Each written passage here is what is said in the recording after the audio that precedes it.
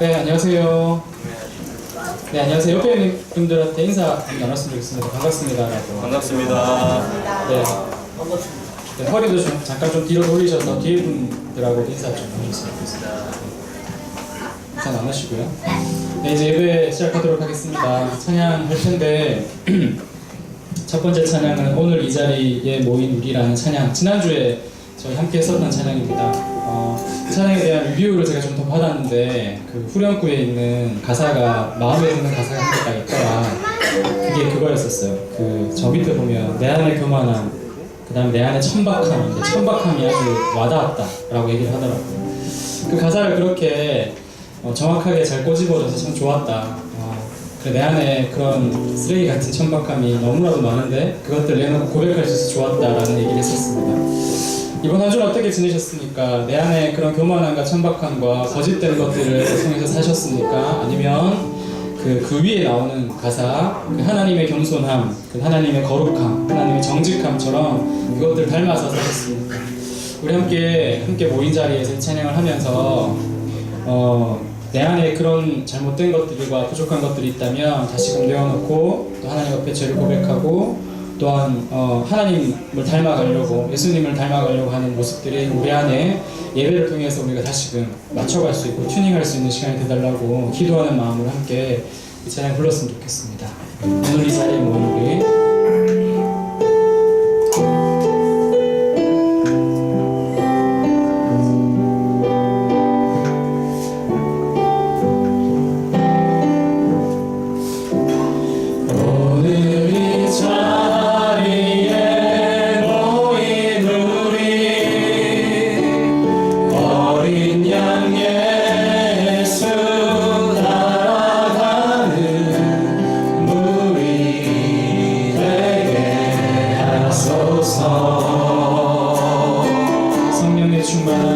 성령의 충만한 임재 아래 어둡던 우리는 밝아져서 주를 보게 하소서. 한 번 더 고백합시다. 오늘 이 자리에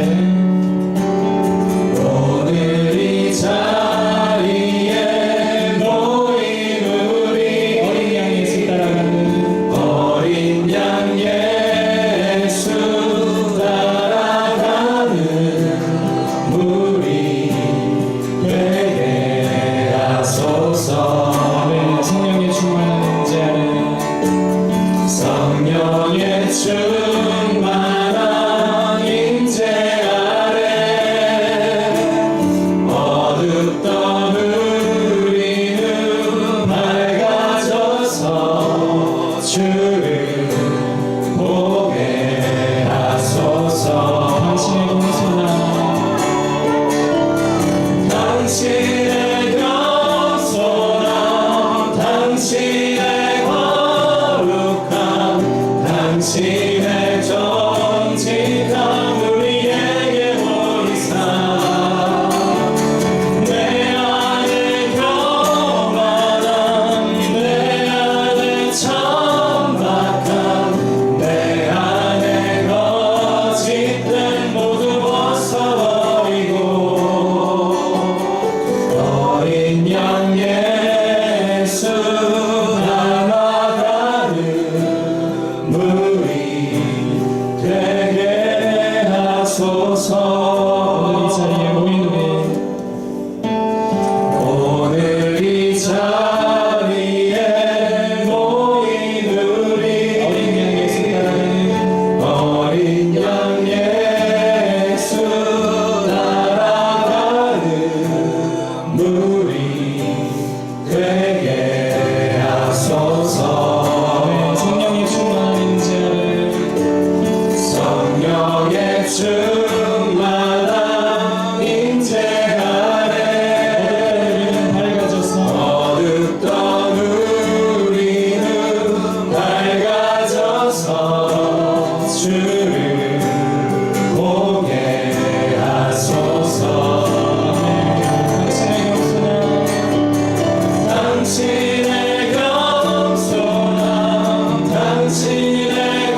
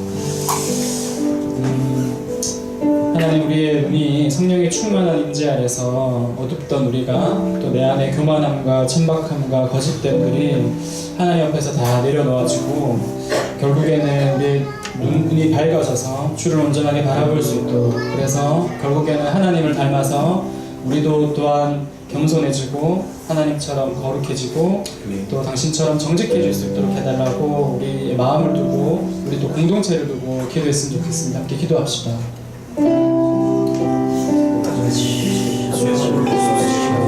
충만하게 지어서 있어서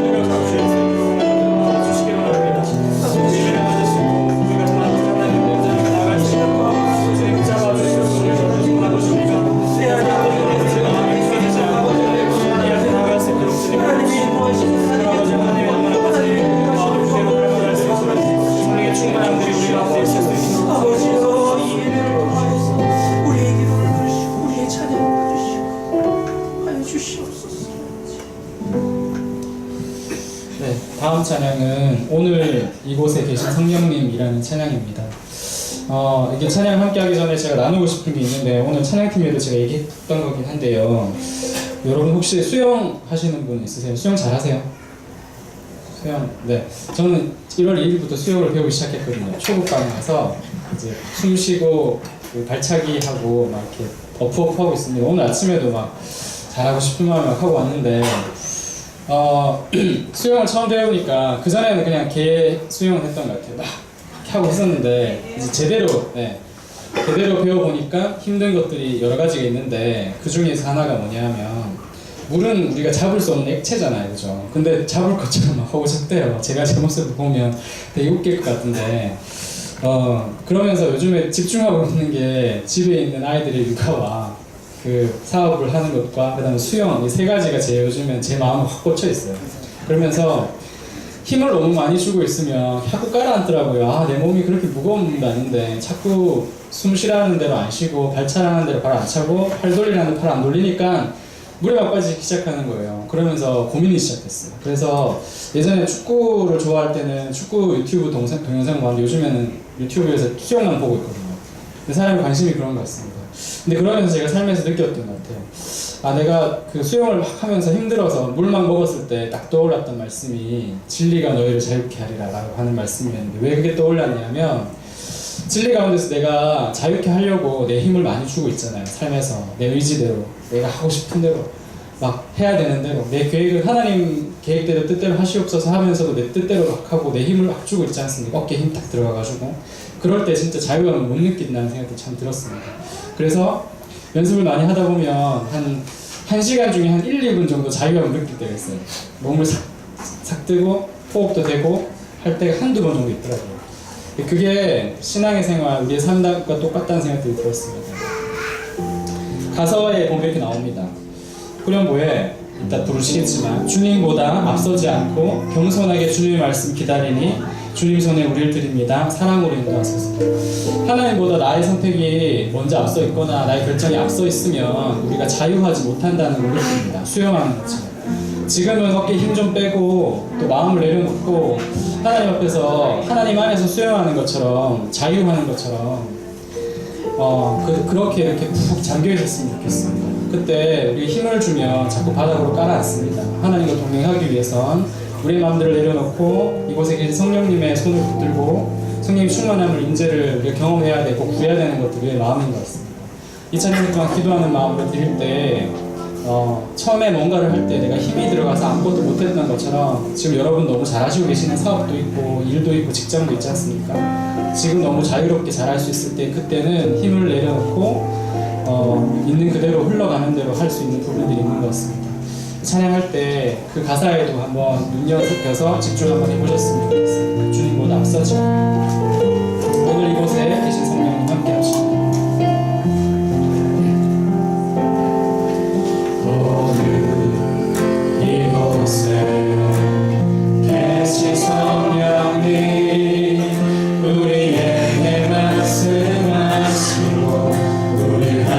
가르치소서. 다친 우리 맘 다친 우리 맘 열어주시고 주의 빛으로 밝혀 우리를 인도하소서. 주님보다 앞서지 않고 겸손하게 주님의 말씀 기다리니 주님 손에 우릴 드립니다. 사랑으로 인도하소서. 오늘 이곳에 계신 성령님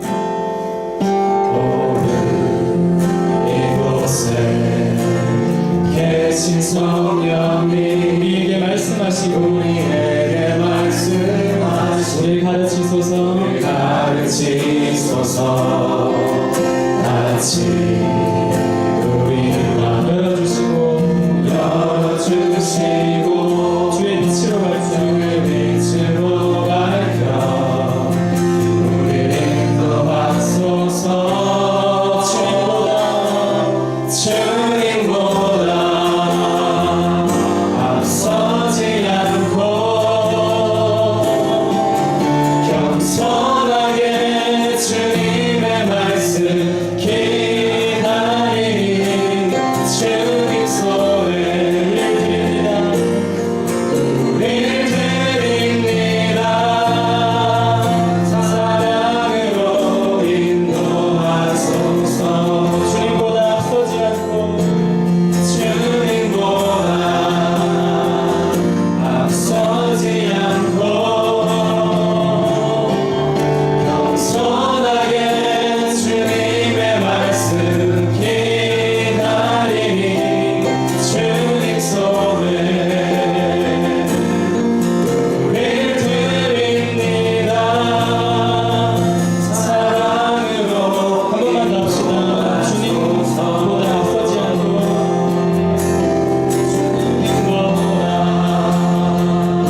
앞서지 않고 겸손하게 주님의 말씀 기다리니 주님 손에 우릴 드립니다. 사랑으로 인도하소서. 우리 목소리로 만납시다. 주님보다 앞서지 않고 겸손하게 주님의 말씀 기다리니 주님 손에 우릴 드립니다. 사랑으로 인도하소서. 사랑으로 인도하소서. 사랑으로 인도하소서.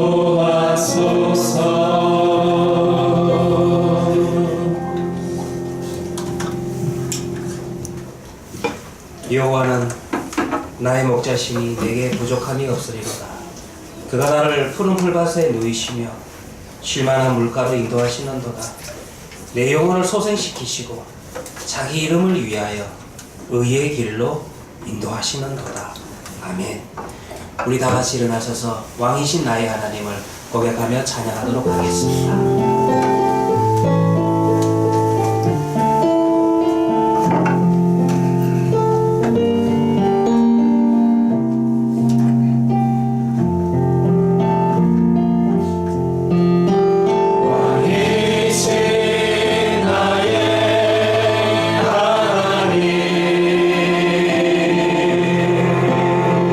내가 주를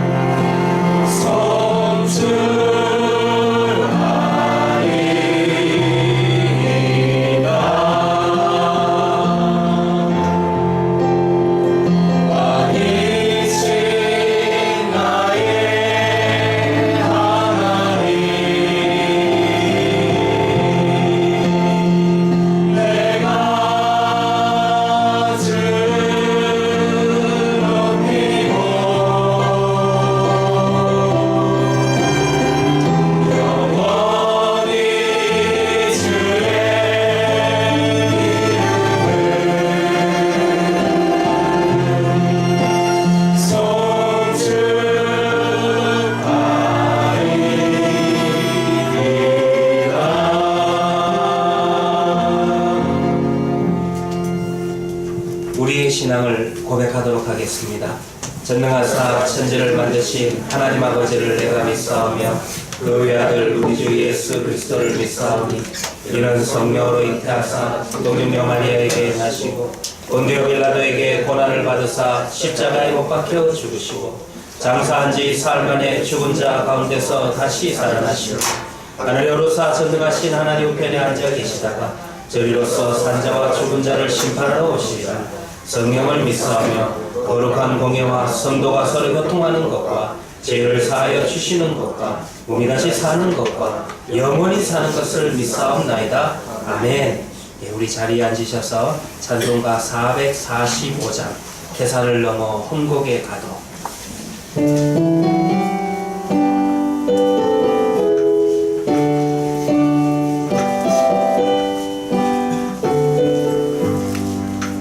태산을 넘어 혼곡에 가고 이 가운데로 넘어가며 주께서 항상 지키시기로 약속한 말씀 변치 않네.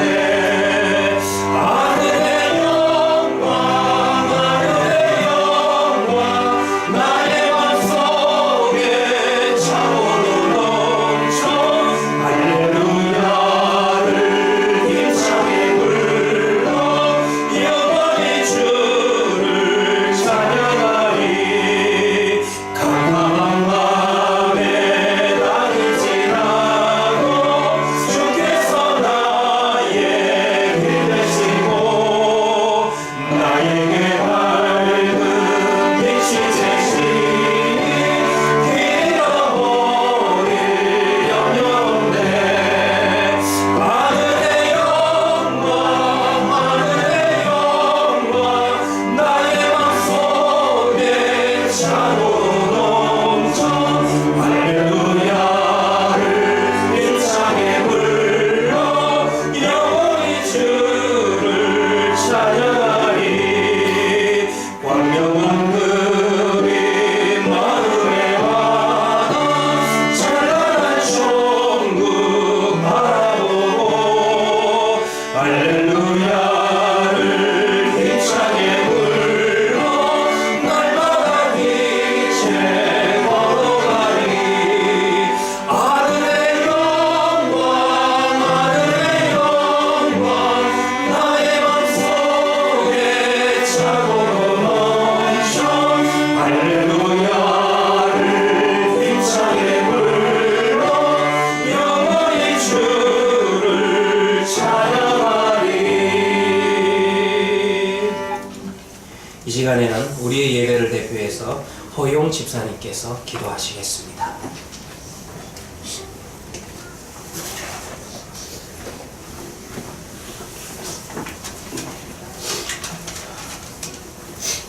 기도드리겠습니다. 우리의 길이요 진리요 생명 되신 하나님 아버지, 정말 참된 복음이 정말 사라지는 정말 힘든 이 세대를 사는 저희들을 하나님 말씀을 듣고 복음을 깨달을 수 있도록 저희들 함께 모여 예배드릴 수 있도록 인도해 주신 너무나 감사드립니다. 온 성도가 한 마음으로 준비한 이 예배를 주님 기뻐 받아주시고 우리 가운데 임재하여 주시옵소서. 2018년 새해를 다짐하며 시작한 지 얼마 되지 않은 지난 한 주간을 되돌아봅니다. 정신없이 바쁘다는 핑계로 하나님과 동행하는 삶을 놓치고 내가 편한 방식대로 나만의 하나님을 만들어내고 어지러운 세상에서 내가 주인공 되어 살아옴을 주님께 고백하며 회개합니다. 긍휼히 여겨 주시옵소서.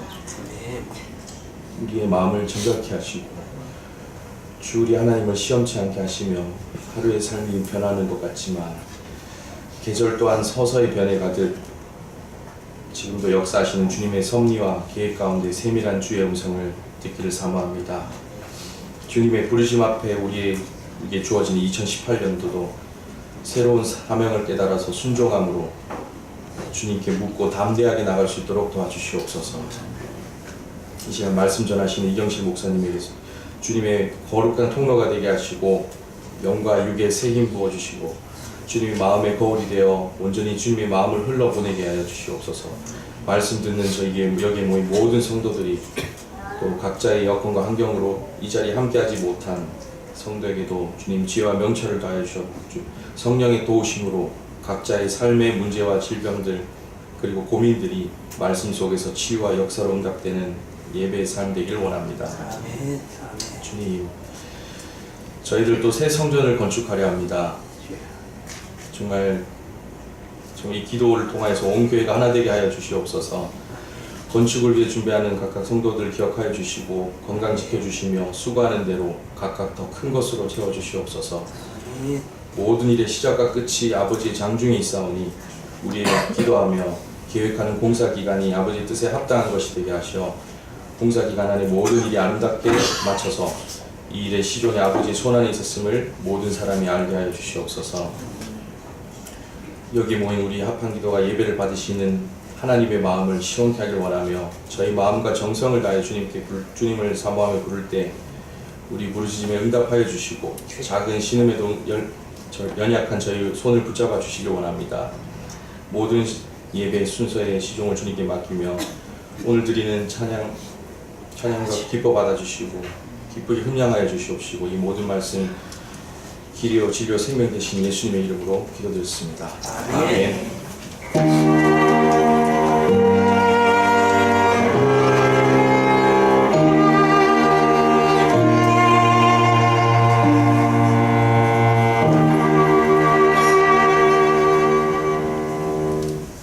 오늘 함께 나눌 하나님의 말씀은 구약성경 예레미야서 15장 15절 말씀부터 18절 말씀까지입니다. 제가 갖고 있는 성경으로 구약성경 1075페이지가 되겠습니다.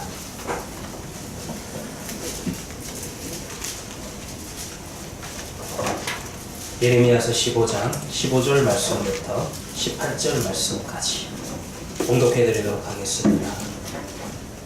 여호와여 주께서 하시오니 원하건대 주는 나를 기억하시며 돌보시사 나를 박해하는 자에게 보복하시고 주의 오래 참으심으로 말미암아 나로 멸망하지 아니하게 하옵시며 주를 위하여 내가 부끄러움 당하는 줄을 아시옵소서.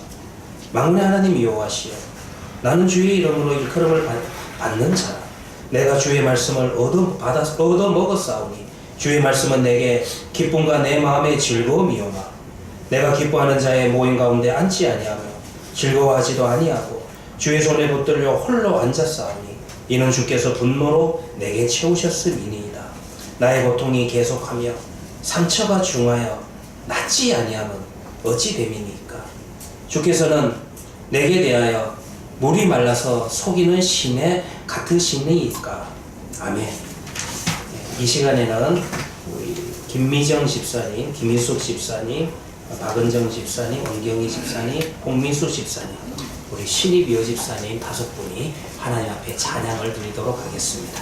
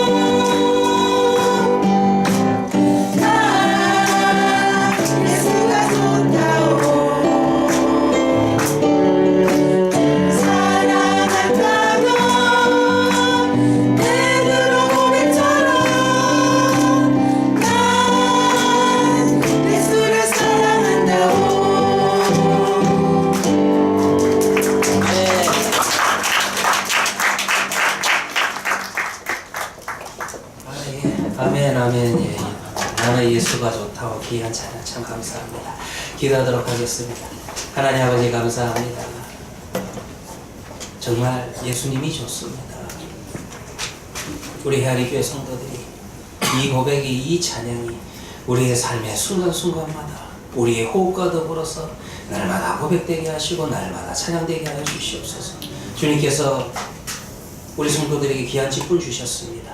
또 이와 같이 집사의 직분을 받은 우리 집사님들을 기억하여 주시고 세상의 직책이 아니라 오직 주님께서 피로 사신 교회와 몸된 성도를 위해서 헌신하기 위해서 봉사하기 위해서 주신 직분이오니 귀하게 생각하게 하시고 충성할 수 있게 하여 주시옵시고 이 직분을 잘 섬겨나갈 때에 주님께서 주시는 놀랍고도 귀한 그 감격을, 은혜를 맛보아갈 수 있는 그와 같은 직분들이 되게 하여 주시옵소서. 오늘 우리가 또 예레미야서의 말씀 앞에 엎드립니다.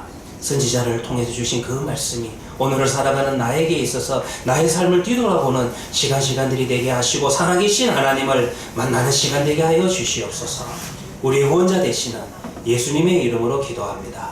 아멘. 구약 성경을 보면 구약 성경에는 특별히 세 개의 직분이 나타납니다.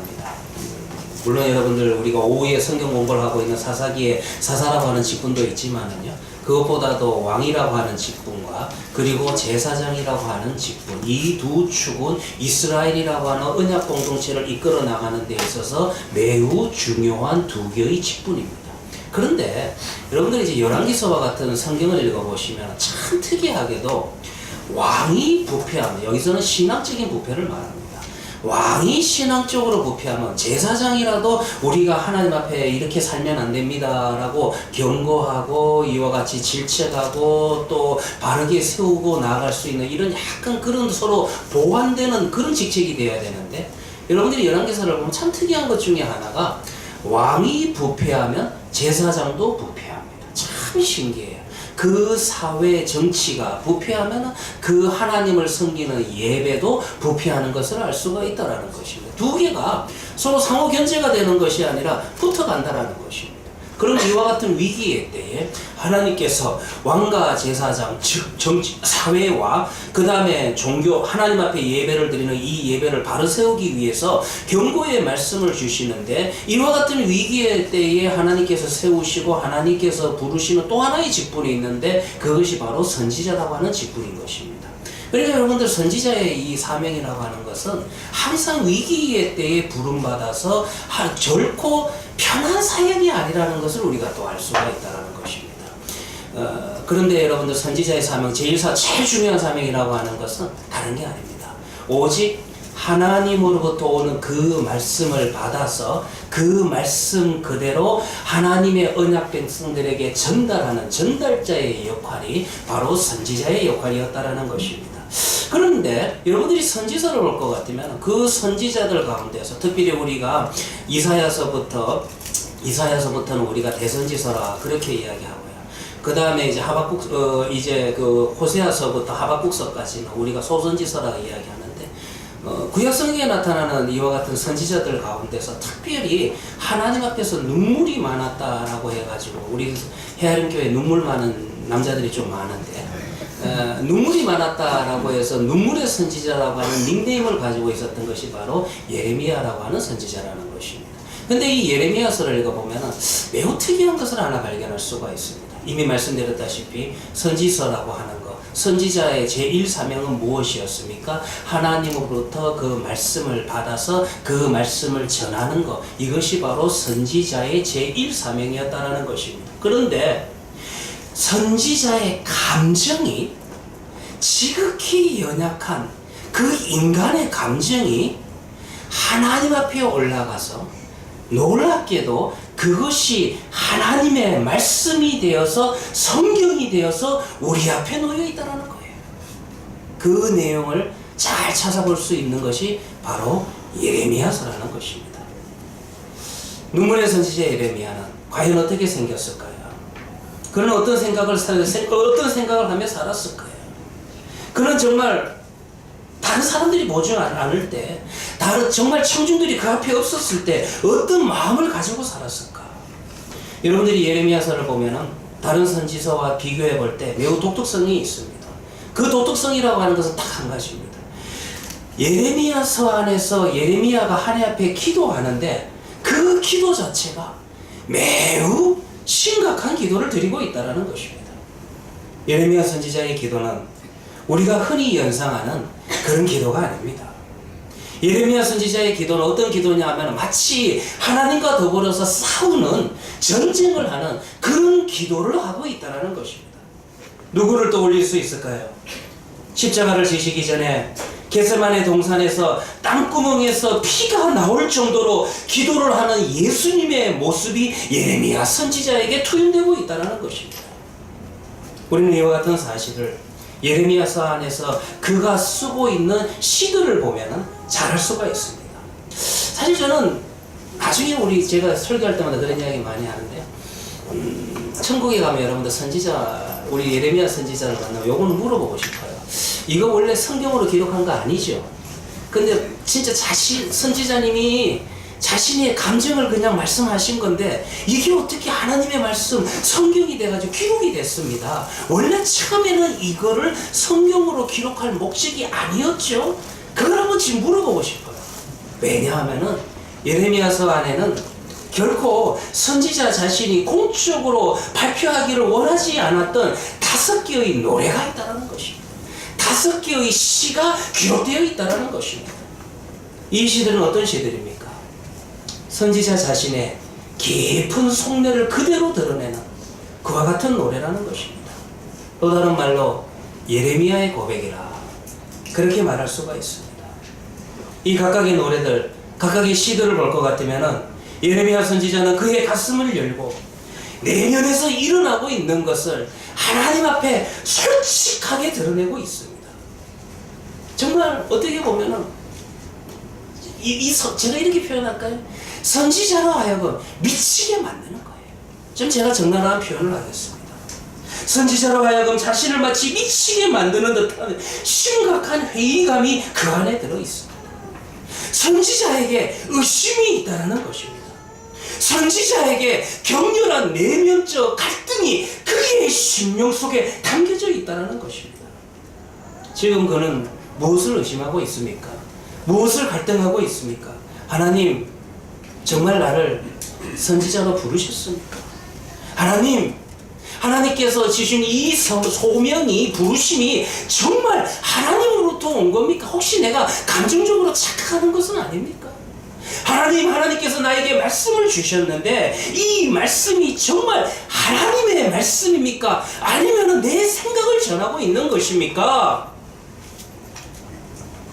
이와 같은 의심이, 이와 같은 의문점들이 선지자를 고통스럽게 만들고 있습니다. 그의 내면에는 정말 갈등과 회의를 겪고 있습니다. 그는 너무나도 개인적이고도 사적인 고백을 솔직하게 지금 어떻게 이야기하면은 정말 사람들이 보지 않는 골방에 처박혀서 하나님을 부르찾으며 하나님 앞에 부르짖고 있다는 것입니다. 우리가 읽었던 오늘 예레미야서 15장 15절부터 18절의 말씀 역시 예레미야서에서 나타나는 예레미야의 고백들 5개 중에 한 개라는 것입니다. 이 고백문 안에서 예레미야 선지자는 하나님과 지금 깊은 대화를 나눕니다. 그가 하나님과 대화를 나누고 있는 이유는 지금 그의 삶 속에서 일어나고 있는 그의 현실이 그 자신을 매우 혼란스럽게 만들고 있다는 것입니다. 이 고백문을 다시 한번 읽어 나갈 때에 여러분들 지금 한번 선지자의 모습을 보시기 바랍니다. 지금 선지자가 너무나도 외롭게 홀로 골방에 앉아서 홀로 골방에 앉아있는 그 모습을 한번 상상해 보시기를 바랍니다. 선지자의 마음을 한번 품어보시기를 바랍니다. 우리가 예레미야라고 하면은 눈물의 선지자라고 그렇게 알지만은 정말 그 선지자의 뺨을 타고 흐르는 그 눈물을 한번 여러분들이 보시기를 바랍니다. 이제 그의 고백을 한번 들어봅시다. 그는 가슴 깊이 응어리진 마음이 있었어요. 하나님 앞에 응어리진 이 마음을 하나님 앞에 솔직하게 털어놓고 있습니다. 제가 성경을 그대로 읽어 나가지 않고 이 구절을 어느 목사님께서 의역을 하셨는데 너무나도 의역을 잘 하셨기 때문에 그 의역을 한번 읽어드리도록 하겠습니다. 주님, 주님께서는 저를 잘 아시지 않습니까? 저를 좀 기억해 주십시오. 저를 돌봐주십시오. 저를 핍박하는 사람이 너무나도 많은데 좀 구원해 주십시오. 주님의 인내심을 멈추지 마십시오. 내가 멸망당하도록 내버려 두지 마십시오. 내가 주님 때문에 얼마나 수모를 당하는 줄을 주님께서 좀 알아주십시오.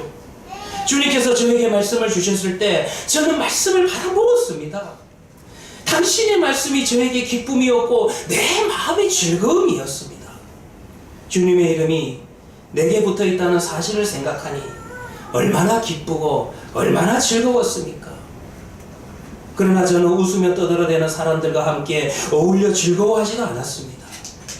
주님께서 채우신 그 의로운 분노를 내 심령에 가득하는 채로 주님의 손에 붙들려서 내가 얼마나 외롭게 살았는지를 아십니까? 그런데 어찌하여 나의 고통은 낫지 않습니까? 그런데 어찌하여 내 상처는 낫지 않습니까? 주님께서는 흐르다가도 마르고 마르다가도 흐르는 여름철의 시냇물처럼 도무지 믿을 수 없습니다. 도무지 믿을 수 없습니다. 선지자의 기도는 자, 하나님과 더불어서 뭐 속삭이듯이 은밀하고 달콤한 그런 시간이 아니에요. 기쁘고 즐거운 시간들이 아닙니다. 지금 선지자의 기도 시간은 그의 내면에서 일어나는 쓰라린 고통의 시간들입니다. 선지자가 어떻게 외치고 있습니까? 하나님, 정말 좀 저 원수들을 향해서 참지 마십시오. 언제까지 하나님께서 용서하실 것입니까? 언제까지 그들에게 자비를 베푸십니까? 선지자는 하나님께 향해서 이렇게 항의하고 있습니다. 만일 당신께서 그들을 향해서 오래 참으시고 용서하시고 자비를 베푸시면은 내가 당신의 말씀을 받아서 선포했던 그 재앙과 심판의 말이 거짓말이 될 것입니다. 공허한 위협이 될 것입니다. 만약 일들이 그렇게 돌아가게 된다면은 종교 지도자들이 기득권자들이 나를 향해서 저거는 가짜 선지자야 그렇게 비웃을 것입니다. 하나님 좀 도와주십시오.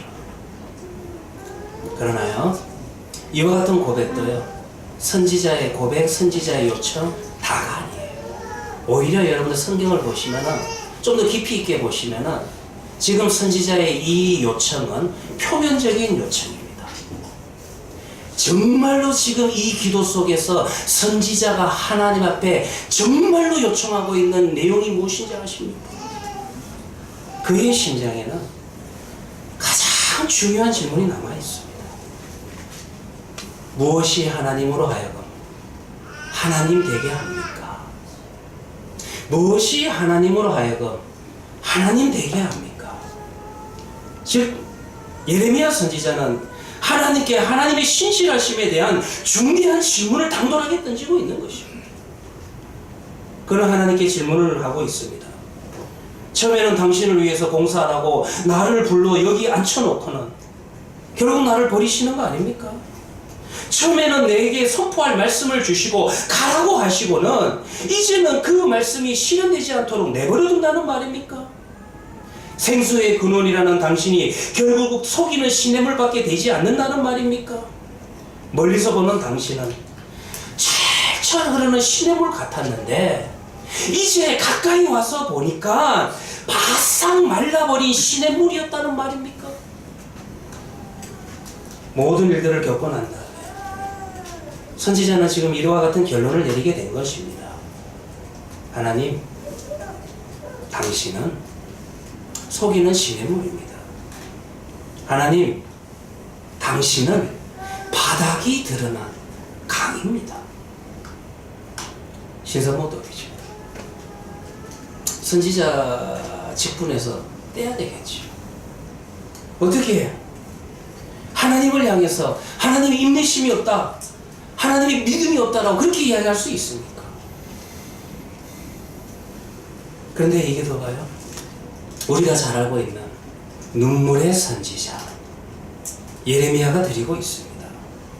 그리고 놀랍게도요, 지금 이 선지자의 이 기도가요, 하나님의 보좌 앞에 갔다가 우리 앞에 하나님의 말씀으로 우리 앞에 놓여 있다는 것입니다. 우리 솔직하게 이야기합시다. 오히려 여러분들 선지자 이와 같은 솔직한 고백을 읽으면서, 야, 성경에도 이런 내용이 있구나. 선지자의 이 솔직한 고백을 읽어 나가면서 오히려 이와 같은 기도를 누군가 드리고 있다면, 그리고 이와 같은 기도를 듣고 있다면 그 기도를 듣는 사람은 아마 마음이 편해질 것입니다. 얼마나 신선하고 정직한 기도입니까? 얼마나 솔직한 기도입니까? 많은 분들이요, 이렇게 묻습니다. 목사님, 어떻게 기도해야 될까요? 물론 여러분들 기도도 배울 필요는 있는 것 같아요. 그런데요, 제1원칙 하나가 있어요. 가장 좋은 기도는 하나님 앞에서 솔직하게 드리는 기도. 그게 여러분들 가장 좋은 기도라는 것입니다.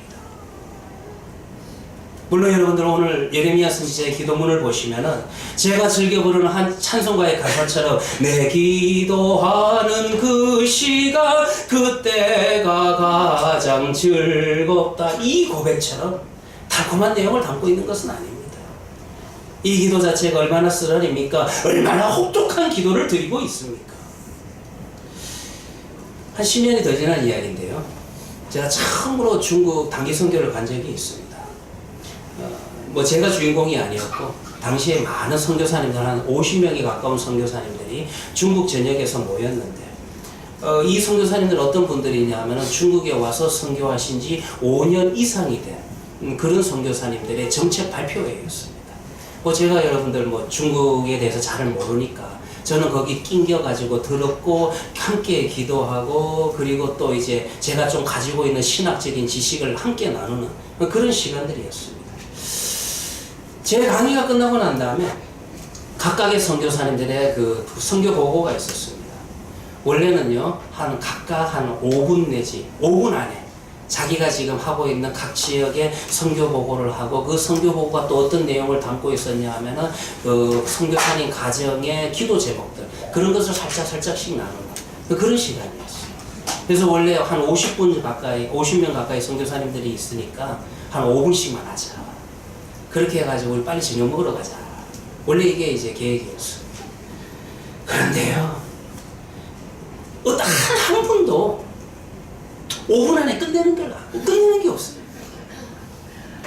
왜 그런가 하면은 부부 동반이었는데 대부분 사모님께서 기도 제목은 사모님이 내시더라고요. 근데 사모님들께서 기도 제목을 내는데 내다가 전부 다 우는 거예요. 펑펑 우는 겁니다. 왜 웃냐 하면, 저는요, 그때 당시만 해도 선교를 가셔서 선교를 하면 기쁨이 충만하고 만족이 충만하고, 그리고 특별히 내주하시는 사모님에게는 하나님께서 성령의 은혜를 더하사 특별한 은혜가 날마다 넘치는 그런 삶을 살 줄 알았어요.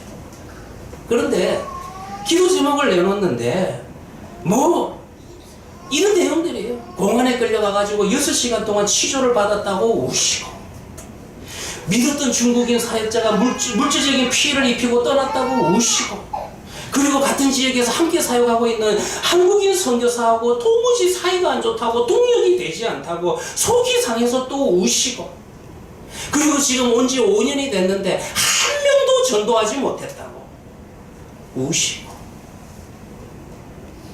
그냥 원래는 1시간 안에 그 보고 기도 시간을 끝내고 저녁 먹으러 갈라 했는데 그 기도 시간이 얼마나 끌었냐면 4시간 가버렸어요. 끊을 수가 없었어요. 그야말로 가슴 속에 있는 쓰라림을 토해내는 그런 시간들이었다는 것입니다. 마치 여러분도 오늘 본문에 나오는 예레미야 선지자의 모습을 보는 듯합니다. 지금 선지자가 하나님 앞에서 기도할 때 그의 마음은 결코 편하지 않습니다. 하나님이 그에게 약속하셨던 그런 하나님이시기를 간절히 요청하고 있는 것입니다. 하나님과 지금 씨름하고 있는 것입니다. 두렵고 외롭고 상처 있고 분노하고 있다는 것입니다. 그러나 이것은 여러분들 신선모독이 아니에요. 우리가 여러분들 선지자를 향해서 야 선지자가 인내심이 없다라고 질책할 수 있을까요? 우리가 여러분들 여기 앉아가지고 예레미야 선지자를 너는 믿음이 부족해 제발 그런 이야기 좀 그만하십시오. 이게 얼마나 여러분들 충격적이고 신선한 사건입니까? 위대한 선지자가 눈물의 선지자가 이와 같은 기도를 하고 있어요. 위대한 선지자 예레미야가 정직하게 자신의 깊은 감정과 느낌들을 소리내어 드러내고 있다는 것이 얼마나 신선합니까? 16절을 다시 한번 읽어볼까요? 주님께서 저에게 말씀을 주셨을 때 저는 그 말씀을 받아 먹었습니다. 주님의 말씀은 저에게 기쁨이 되었고 제 마음의 즐거움이었습니다. 선지자가 얼마나 말씀을 사모했는지 사랑했는지 16절에 고백이 나오죠.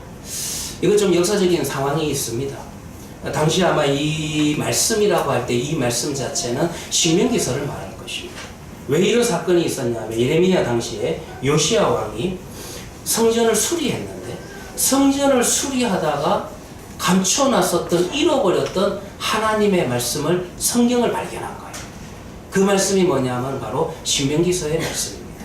왜 그러냐면 전대 왕이었던 므낫세 왕의 악행으로 인해 가지고 이 왕이 이스라엘 전역에 있던 하나님의 말씀을 다 불태워버린 겁니다. 물론 요즘은 여러분들 불태우기가 어려워요. 왜냐하면 성경이 워낙 많지만은 당시에는 여러분들 뭐 공예에 아주 중요한 도서관에만 기록된 양피지에 기록된 성경만 있었기 때문에 그것만 몇 권 태우면 다 없어지는 겁니다. 그런데 아마 제사장 중에 하나가 성전의 깊은 방에 아마 성물을 감춰두는 그런 방에다가 성경을 감춰뒀던 것 같아요. 그렇게 잊혀졌다가 아마 구전에 의해서 이 하나님의 말씀을 듣고만 있었는데 이 하나님의 말씀이 성전을 수리하는 가운데서 그 성경책이 발견이 된 거예요. 얼마나 기뻤을까요? 그것이 바로 신명기서의 말씀입니다. 그래가지고 요시야 왕은 이미 종교개혁을 하고 있었지만은 이 기록된 말씀에 근거해서 더욱더 종교개혁을 박차를 가하게 됩니다. 그러니까 예레미야 선지자는 너무나도 기쁜 거예요. 왕의 그와 같은 결정이 너무나도 환영한 겁니다. 그래서 이 예레미야 선지자는 이 신명기서의 말씀을 가지고 막 백성들에게 전합니다. 밤낮으로 그 말씀을 읊조리며 깊이 생각을 합니다. 읊조리며 생각을 하니까 내가 그 말씀을 먹었다. 그렇게 표현하는 거예요. 그 말씀이 그에게 기쁨이 되고 그에게 즐거움이 되었던 것입니다. 근데 좌절감이 다가옵니다. 왜 좌절합니까? 이 말씀을 듣고 있는 이스라엘 백성들의 대부분은 그와 함께 더불어서 기쁨을 공유하지 않는 것입니다. 종교개혁도 환영하지 않는 것입니다. 신명기서의 말씀을 설교하는 것이 아주 힘든 일이 되어가고 있습니다. 점점 말씀을 전하는데 백성들은 말씀으로부터 떠나갑니다. 그러니 그에게 있어서 한없는 슬픔과 비탄을 가져오게 되는 것입니다. 18절의 말씀에 한번 여러분들 귀를 기울여 보시기를 바랍니다. 어찌하여 저의 고통은 그치지 않는다는 말입니까? 어찌하여 저의 상처는 낫지 않습니까? 어찌하여 저의 상처는 고칠 수 없다는 말입니까? 주님께서는 흐르다가도 마르다가도 흐르는 여름철의 시냇물처럼 도무지 믿을 수 없는 분이 되셨습니다. 멀리서 보면 하나님은 물이 흐르는 시내처럼 보이지만 혼자 뛰어가가지고 물을 마시려고 딱 보니까 그냥 물이 흘렀던 흔적만 있는 바싹 말라버린 바닥이 드러나 마른 강과 같다. 나를 속였다. 지금 그 이야기하는 거예요. 비난이고 책망이죠. 선지자가 하나님을 비난하고 있습니다. 하나님 나를 배신한 겁니까? 하나님은 믿을 수 없는 분입니다. 이렇게 고백하고 있는 것입니다. 사실 여러분들, 선지자가 지금 고통하고 있는 것은 이런 몇 가지 의심뿐만 아닙니다. 본질적으로 선지자가 왜 이와 같이 하나님을 향해서 비난하고 책망하는 이유가 어디 있습니까? 본질적으로는요. 지금 그가 고통받고 있는 것은 그의 신앙이 무너져 내리고 있다는 것입니다.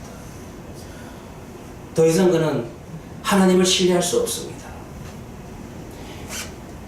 회의나 의심이라고 하는 것이, 우리는 그런 이야기를 많이 합니다. 우리의 믿음을 정금같이 단련시킨다, 그렇게 이야기를 합니다. 그런데 여러분들, 지금 이 본문 속에 나오는 선지자가 느끼고 있는 회의나 의심은 우리의 신앙을 정금같이 단련시키는 그 정도 내용이 아니라는 것입니다.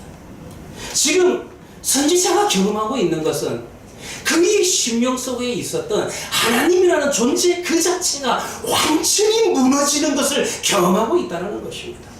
지금 그가 경험하고 있는 것은 그가 가야 할 길 자체가 아주 없어져 버리는 그와 같은 상황에 놓여 있다는 것입니다. 신앙의 붕괴가 일어나고 있다는 것입니다. 만약 우리의 심령 속에서 이와 같은 일들이 벌어지기 시작을 하면 우리는 어떻게 해야 됩니까? 아마 그 자리에 서서 망연자실할 것입니다. 그리고 또 이런 생각을 할 수가 있겠죠. 아, 정말 길을 잘 아는 사람이 이 길을 가르쳐 줬으면 좋겠다, 그렇게 생각을 할 겁니다. 저도 제 운전 경력 속에서 정말 심각한 경험을 한 적이 있습니다. 요즘은 물론 내비게이션이 있어서 이 정도로 실수는 안 하지만 90년대 중반에 제가 네덜란드에 있었습니다. 당시에 그 룩셈부르크를 통해 가지고 프랑스로 이렇게 가는 그런 일정이 좀 있었습니다. 그때는 지도책을 가지고 보면서 가야 돼요. 요즘처럼 뭐 내비게이션이 있는 것은 아닙니다. 룩셈부르크까지는 잘 갔어요. 워낙 좀 몇 번 가본 적이 있어서. 그래서 거기에서 이쪽으로 가면은 프랑스 파리로 가는 길을 탔어야 되는데 제 아내는 옆에서 잤습니다. 근데 한 2시간을 갔는데 불어가 나오는 게 아니라 도가 나오는 거예요. 그리고는 갑자기 무슨 간판이 나오냐 하면은 하이델베르그가 몇 킬로 남았다, 이렇게 또 나오는 거예요. 2시간을 독일 쪽으로 가고 있었어요. 이쪽이 프랑스고 이쪽이 독일인데 이쪽으로 가고 있었던 거예요. 야, 앞이 캄캄하더라고요. 다행히 제 아내가 자고 있었어요. 어떡할까? 그래서 조용히 차를 세우고 지나가던 사람에게 물었습니다. 파리를 어느 쪽으로 가야 되느냐? 이쪽으로 해서 여러 개를 가면 된다. 꼭 차를 돌려야 된다, 이야기를 하더라고요. 참 그때 제가 느꼈던 감정이요, 정말 절망감이었어요. 그런데 가장 좋은 것은 뭡니까? 그와 같이 완전히 길을 잃었을 때는 딱 하나예요. 길을 잘 아는 사람이 그 길을 가르쳐 줘야만 된다는 것입니다. 우리 신앙이 붕괴가 될 때는 방법은 뭐밖에 없어요. 이런 상태에서 예레미야 선지자와 같은 이런 상태에 처하게 될 때 방법은 뭐밖에 없습니까? 정말 믿음의 주체가 되시는 분께서 잡아주셔야만 된다는 것입니다. 만약 이 자리에 앉아 계신 우리 성도님들 가운데서 이런 경험을 하고 있는 분들이 계신다면, 이런 신앙의 붕괴를 경험하고 있는 분들이 있다면, 그런 분들을 위해서 제가 한 가지 이야기를 성경에서 더해드리도록 하겠습니다. 이 이야기는 누가복음 22장에 나오는 베드로와 예수님에 관한 이야기입니다. 우리가 잘 알고 있다시피 누가복음 22장까지는 베드로의 신앙이라고 하는 것은, 그의 믿음이라고 하는 것은 가히 영적입니다. 정말 모범적이에요. 베드로가 예수님에게 이렇게 이야기합니다. 주님께서 자신의 구원 사역에 대해서, 고난과 죽음에 대해서 이야기를 하는데, 베드로가 뭐라고 고백하냐면 이렇게 고백합니다. 주님, 나는 주님이 감옥에 가도 감옥에 함께 가겠습니다. 주님, 나는 주님이 죽는 그 자리까지도 함께 가겠습니다. 이 고백 대단하지요. 우리가 흔히 이야기하는 제자도의 가장 높은 자리에 있는 그런 고백들 아니에요? 정말 믿음이라고 이야기할 때 정금같이 연단되어서 가장 순결한 믿음, 그런 고백의 자리에 갈 때 이 정도 고백이 나오는 거 아니에요? 그런데요, 이와 같은 베드로의 고백에 대해서, 이 열정적인 고백에 대해서 예수님께서 뭐라고 이야기하셨습니까? 예수님이 그래, 이 정도는 돼야 돼, 칭찬하셨습니까? 그리고는 그 성경을 볼 것 같으면 우리 예수를 믿는 자들은 이 정도 믿음이 돼야지 진짜 믿음이다, 그런 이야기를 하셨어요? 아닙니다. 시몬아, 시몬아, 까불지 마라. 사단이 너를 밀 까무르듯이 까무르게 해달라고 지금 요청했다. 이 말이 무슨 말이냐면 사단은 지금 너를 채 속에 집어넣고 흔들기를 원한다. 사단은 알곡을 무자비하게 비벼대서 오직 겨만 남기를 원하고 있다. 베드로야, 내가 너에게 경고한다. 너는 결코 사단의 상대가 되지 못한다. 만일 사단이 그의 방식대로 한다면 너는 지푸라기처럼 겨처럼 날아가 버릴 거야. 네게는 사단이 불어버리는 것을 막을 힘이 없어. 좀 더 쉽게 이야기하면요, 예수님께서 지금 말씀하시는 말씀의 핵심은 이런 겁니다. 까불지 마. 나는 지금 신앙 영웅주의 그 이상의 것이 필요해. 너의 신앙이라고 하는 것은 나와 함께 고난받고 죽겠다는 그런 의지, 결단, 그 이상 더 필요한 게 있어. 베드로에게 정말 더 필요한 게 뭡니까? 믿음, 의지, 결단? 충분하지 않습니다. 정말 베드로에게 더 필요한 것이 무엇입니까? 베드로에게 가장 필요한 것이 무엇인지 예수님의 대답에 정답이 있습니다. 베드로야, 네 믿음에는 나의 중재, 나의 중보가 필요하다. 너의 신앙이 실패하지 않도록, 너의 신앙이 무너지지 않도록, 때로는 무너졌을 때 다시 일어날 수 있도록 나의 도심이 필요하다. 바로 이겁니다. 우리가 여기까지, 오늘 이 자리까지, 이 시간과 이 예배의 장소를 기억하고 올라올 수 있는 것도, 여기까지 올 수 있는 것도 무엇 때문에 올 수 있었습니까? 정말 내 믿음이 커서요? 내 의지와 결단이 정말 남들보다 특출해서요? 아니지 않습니까? 나를 향하신 우리 예수님의 기도 때문에 우리가 무너지지 않고 여기까지 온 겁니다. 무엇이 우리의 신앙이 실패하거나 떨어지지 않도록 붙잡아 주고 있습니까? 그것은 오롯이 우리를 향한 예수님의 충성입니다. 그리스도에 대한 우리의 충성심이 아니고요, 우리를 향하신 예수님의 충성심 때문에 이만큼이라도 무너지지 않고, 완전히 무너지지 않고 여기까지 우리의 신앙이 존속되어서 올 수 있었다는 것입니다.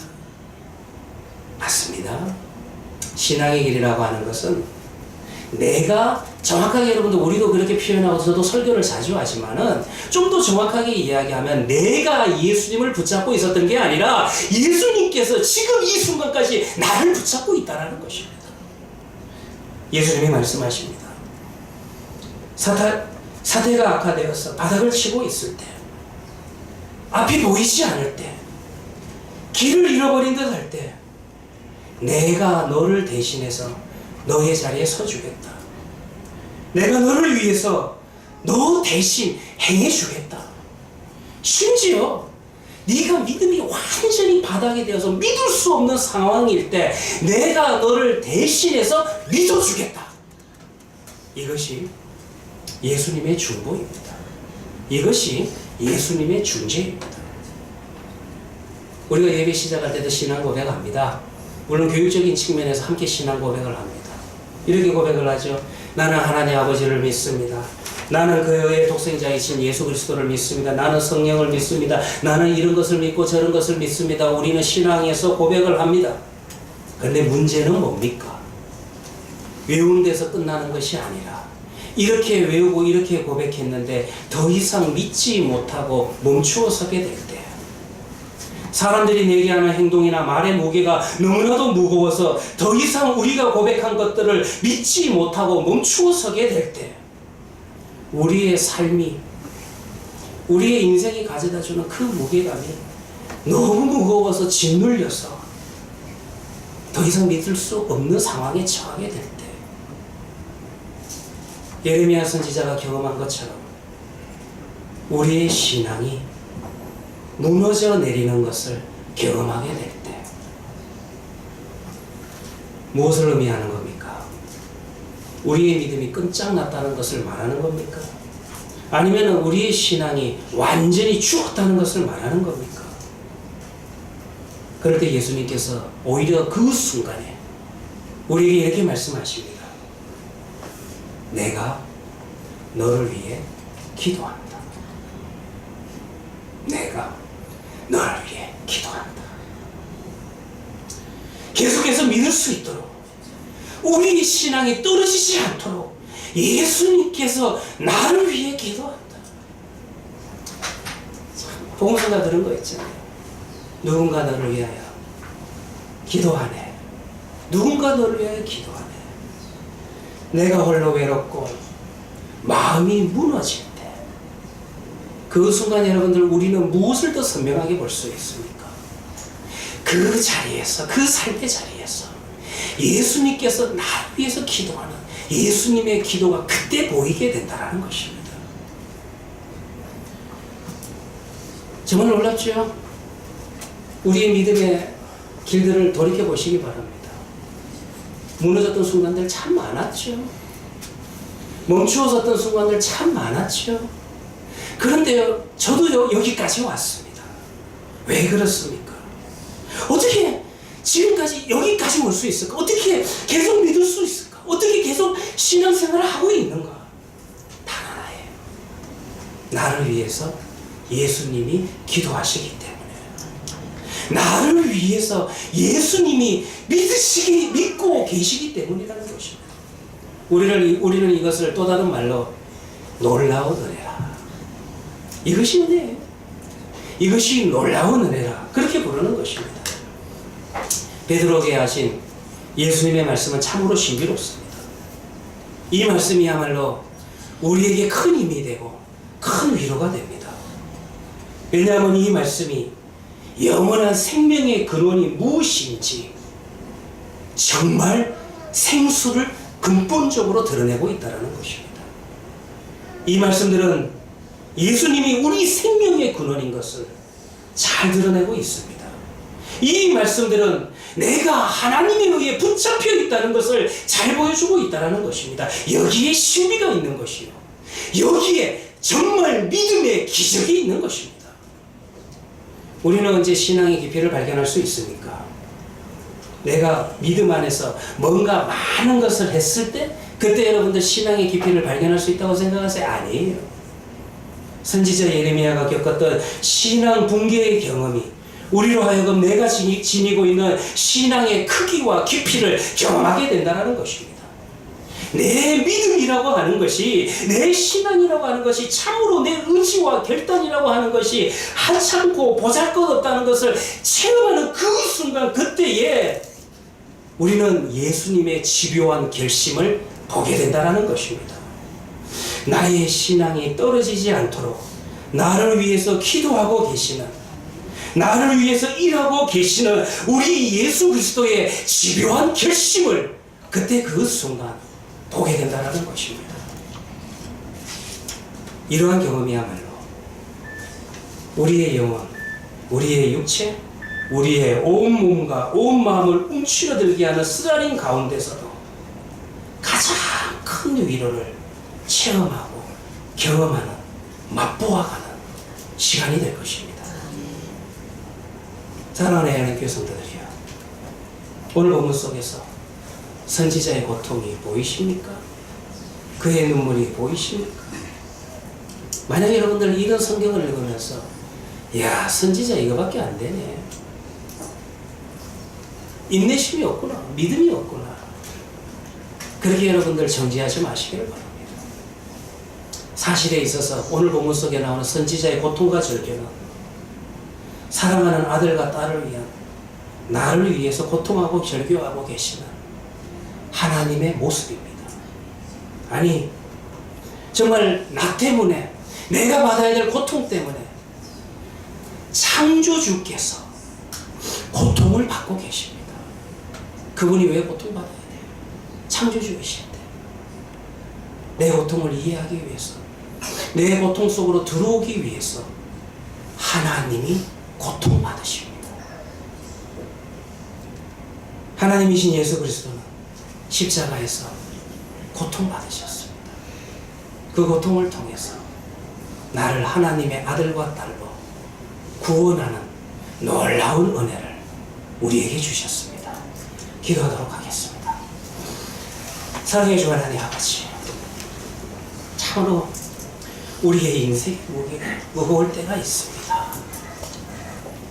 그러나 하나님, 모든 것을 놓고 싶을 때, 모든 것을 포기하고 싶을 때 하나님의 모습이 보이지 아니하고 하나님을 향해서 우리의 심령 깊은 곳에서 쓰라린 아픔이 쏟아쳐 나올 때, 의심과 불안이 솟구쳐 나올 때, 주여 그 속에서 나를 붙들고 계시고 나를 위해서 기도하고 계시고 나를 위해서 눈물을 흘리시고 십자가에서 고통받으신 예수 그리스도를 더 깊이 체험하는, 더 깊이 알아가는 시간들이 되게 하여 주시옵소서. 하나님 아버지, 정말 그렇습니다. 내가 믿은 것이 아니었습니다. 하나님이 나를 믿으셨습니다. 내가 하나님 앞에 간 것이 아니라 하나님께서 나에게 오셨습니다. 내가 예수님을 붙드는 것이 아니라 예수님께서 나를 붙들어 주셨습니다.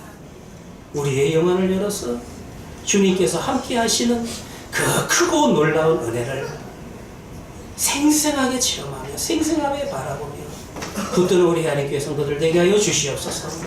우리 구원자 되시는 예수님의 이름으로 기도합니다. 아멘. 찬송가 337장입니다.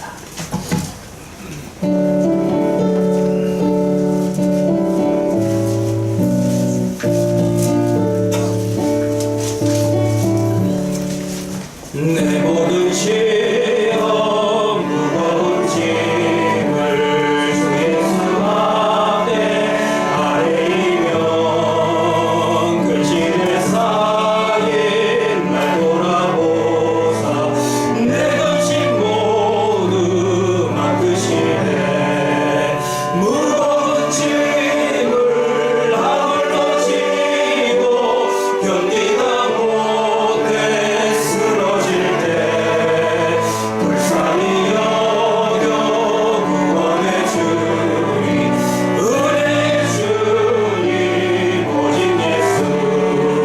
내 모든 괴로움 닥치는 환란 주 예수 앞에 아뢰이며 주께서 친히 날 구해주사 넓으신 사랑 베푸시네.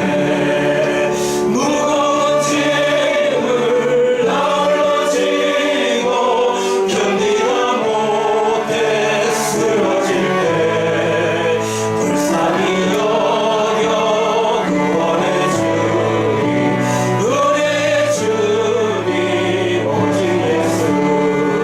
내 짐이 점점 무거워질 때 주 예수 앞에 아뢰이며 주께서 친히 날 구해주사 내 대신 짐을 져주시네. 무거운 짐을 아울러 지고 견디다 못해 쓰러질 때 불쌍히 여겨 구원해 주니 은혜의 주님 오직 예수. 마음의 시험 무서운 죄를 주 예수 앞에 아뢰이며 예수는 나의 능력이 되사 세상을 이길 힘 주시네. 무거운 짐을 아울러 지고 견디다 못해 쓰러질 때 불쌍히 여겨 구원해 주니 은혜의 주님 오직 예수.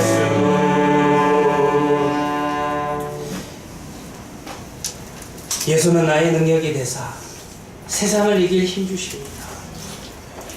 무거운 짐을 아울러 지고 이 길로 홀로 걸어보려 하지만 견디다 못해 쓰러질 때 그때 그 순간 우리 주 예수 그리스도의 은혜가 얼마나 큰 것인지, 하나님의 은혜가 얼마나 큰 것인지, 내 안에 있는 그 믿음이 얼마나 귀한 것인지, 그것이 은혜인지 깨달아갈 수 있는 우리 하나님께 성도들 되게 하여 주시옵소서.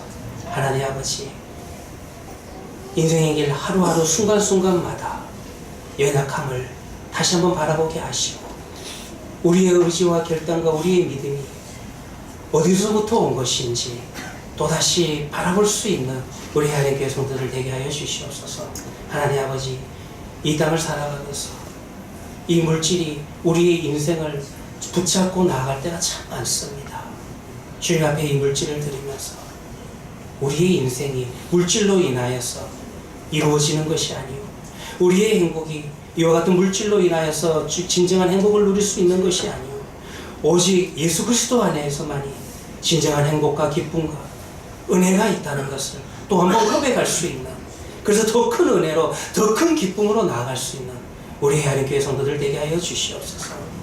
이제는 우리 주 예수 그리스도의 은혜와 무한하신 하나님의 사랑과 성령의 감화 감동하시니 오직 예수만이 나의 기쁨입니다 라고 고백하며 나아가는 우리 하나님교회 성도들의 머리 위에와 그들의 가정과 그들의 모든 일터 위에 지금부터 영원까지 함께 있을지어다.